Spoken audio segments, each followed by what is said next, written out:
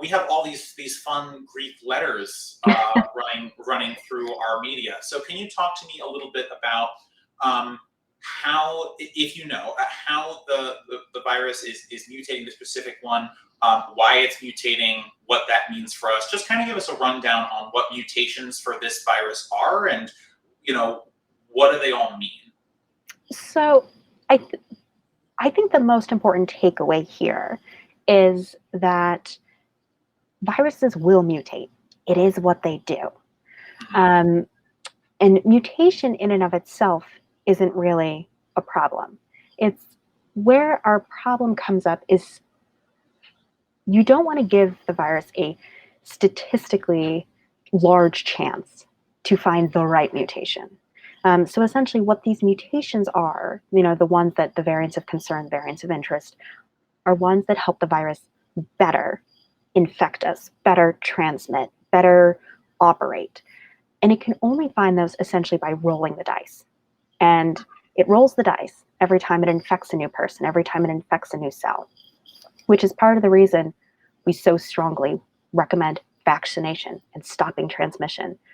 Because every time it does, we run the likelihood of a new variant emerging. I won't get super into the details because I'd have to explain, viral life cycle to you.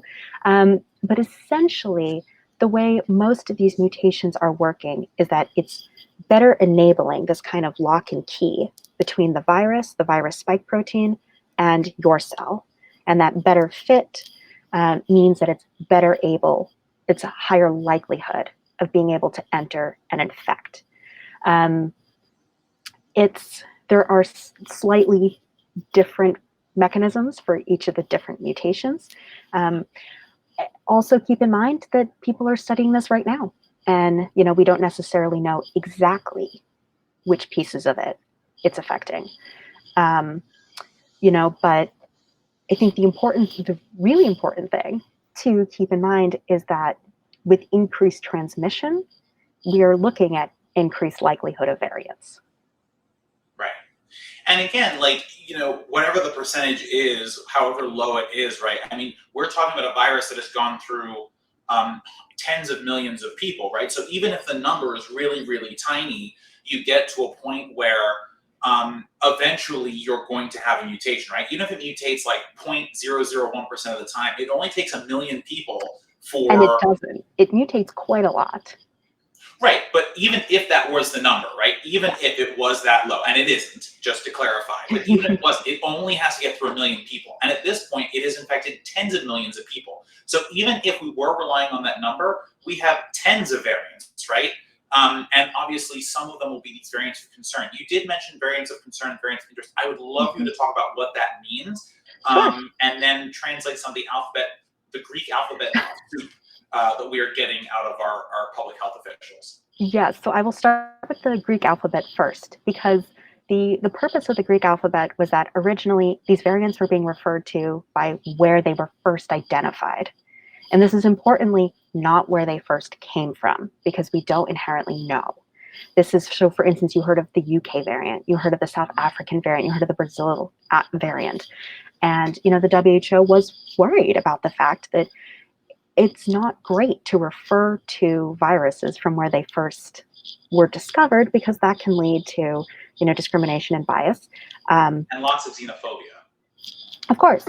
And a quick, aside is we've all heard of the Spanish flu. The Spanish flu is the first example of this, is we now actually think it probably came from Kansas.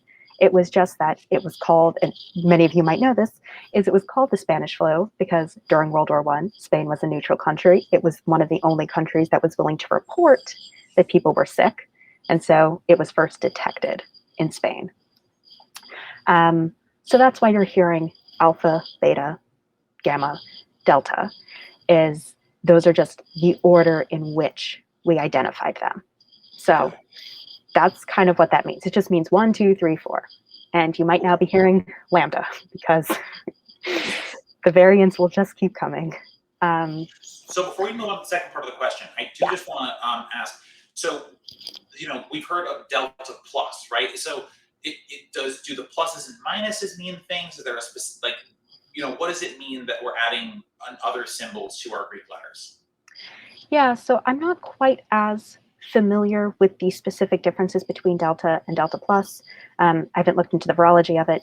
My understanding is that delta plus, I don't know whether it's more transmissible, it's more severe, but the delta plus is probably a more extra version of what delta is. And one thing I just want to backtrack to for a bit is that, when we're talking about mutations and variants, is viruses are mutating all of the time. Sometimes they mutate in a way that doesn't help them, so it kills them off. Sometimes they mutate in a way that it doesn't do anything. And sometimes they mutate in a way that they are better adapted to us. So I think that's something that's really important, is that the virus isn't mutating to be worse for us. It's mutating so that it can make more of itself. That's its only goal. And so what it will do is once it finds mutations that help it better replicate, which means it's better adapted to us and it can better work with human physiology, you'll get more of it. So it's just natural selection. And repeat the second part of your question. Yeah, I was just going to do that. Yeah.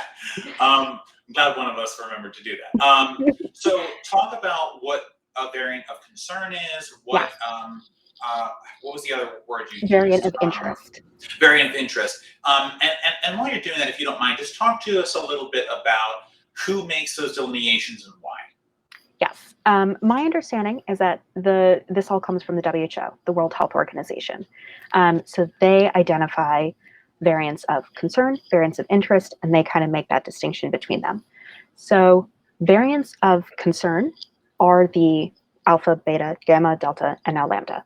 These are the ones that we are actively worried about. These are the ones that are emerging and that they tend to replace the virus that came before. Because again, they will outcompete, they will out-replicate. And so you primarily will see more of that one. The variants of interest is kind of a step down.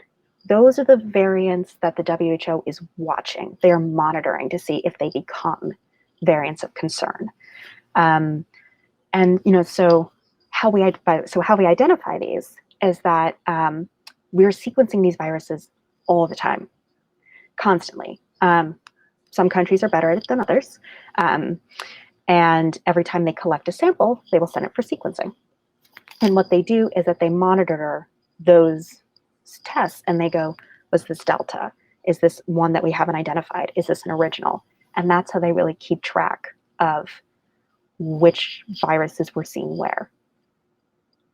Great. I think that's really helpful because I think it was, we were hearing these terms and people weren't really understanding what they meant, like, to be interested or concerned about something. I think for the average person, I'm interested and concerned about lots of things. And I think in our non-scientific existences, we can be both, right? So using terms like that without definitions, I think is, can be a little hurtful to people trying to understand